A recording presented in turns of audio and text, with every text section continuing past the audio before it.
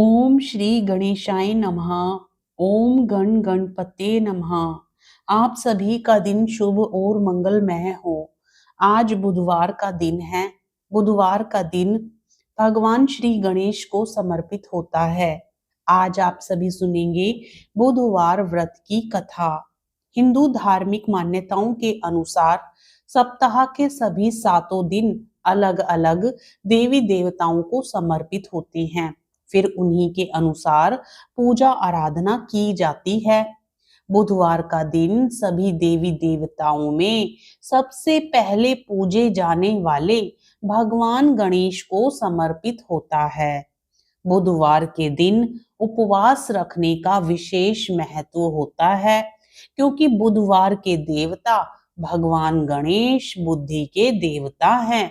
ऐसे में बुधवार के दिन व्रत रखने पर जीवन में सुख समृद्धि आती है और समय मंगलमय रहता है। ऐसी मान्यता है कि जो भी व्यक्ति बुधवार के दिन व्रत रखता है और व्रत कथा को सुनता है और पूरे दिन भगवान गणेश की साधना करता है, उस व्यक्ति के जीवन में कभी भी धन और धान्य की कमी नहीं होती है। आइए पूर्ण श्रद्धा भाव और प्रसन्न मन से बुधवार व्रत की कथा को सुनते हैं। प्रेम से बोलिए बुद्ध भगवान की जय, गणेश भगवान की जय। समतापुर नगर में मधुसूदन नामक एक व्यक्ति रहता था। वह बहुत धनवान था। मधुसूदन का विवाह बलरामपुर नगर की सुंदर लड़की संगीता से हुआ था। एक बार मधुसूदन अपनी पत्नी को लेने बुधवार के दिन बलरामपुर गया। मधुसूदन ने पत्नी के माता पिता से संगीता को विदा कराने के लिए कहा। माता पिता बोले, बेटा आज बुधवार है, बुधवार को किसी भी शुभ कार्य के लिए यात्रा नहीं करते। लेकिन मधुसूदन नहीं माना। उसने ऐसी शुभ अशुभ की बातों को ना मानने की बात कही। दोनों ने बैलगाड़ी से यात्रा प्रारंभ की। 2 कोस की यात्रा के बाद उसकी गाड़ी का एक पहिया टूट गया। वहां से दोनों ने पैदल ही यात्रा शुरू की। रास्ते में संगीता को प्यास लगी। मधुसूदन उसे एक पेड़ के नीचे बैठाकर जल लेने चला गया। थोड़ी देर बाद जब मधुसूदन कहीं से जल लेकर वापस आया तो वह बुरी तरह हैरान हो उठा, क्योंकि उसकी पत्नी के पास उसकी ही शक्ल सूरत का एक दूसरा व्यक्ति बैठा था। संगीता भी मधुसूदन को देखकर हैरान रह गई। वह दोनों में कोई अंतर नहीं कर पाई। मधुसूदन ने उस व्यक्ति से पूछा, तुम कौन हो और मेरी पत्नी के पास क्यों बैठे हो? मधुसूदन की बात सुनकर उस व्यक्ति ने कहा, अरे भाई, यह मेरी पत्नी संगीता है।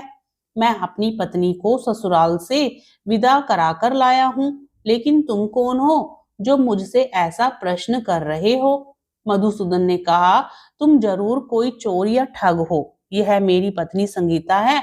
मैं इसे पेड़ के नीचे बैठाकर जल लेने गया था। इस पर उस व्यक्ति ने कहा, अरे भाई, झूठ तो तुम बोल रहे हो। संगीता को प्यास लगने पर जल लेने तो मैं गया था। मैंने तो जल लाकर अपनी पत्नी को पिला भी दिया है। अब तुम चुपचाप यहाँ से चलते बनो, नहीं तो किसी सिपाही को बुलाकर तुम्हें पकड़वा दूंगा। दोनों एक दूसरे से लड़ने लगे। उन्हें लड़ते देख बहुत से लोग वहां एकत्र हो गए। नगर के कुछ सिपाही भी वहां आ गए। सिपाही उन दोनों को पकड़कर राजा के पास ले गए। सारी कहानी सुनकर राजा भी कोई निर्णय नहीं कर पाया। संगीता भी उन दोनों में से अपने वास्तविक पति को नहीं पहचान पा रही थी। राजा ने उन दोनों को कारागार में डाल देने के लिए कहा। राजा के फैसले पर असली मधुसूदन भयभीत हो उठा। तभी आकाशवाणी हुई, हे मधुसूदन, तूने संगीता के माता पिता की बात नहीं मानी और बुधवार के दिन ही अपनी ससुराल से प्रस्थान किया। यह सब भगवान बुद्धदेव के प्रकोप से हो रहा है। मधुसूदन ने भगवान बुद्धदेव से प्रार्थना की कि हे भगवान बुद्धदेव, मुझे क्षमा कर दीजिए, मुझसे बहुत बड़ी गलती हुई। भविष्य में अब कभी बुधवार के दिन यात्रा नहीं करूंगा और सदैव बुधवार को आपका व्रत किया करूंगा।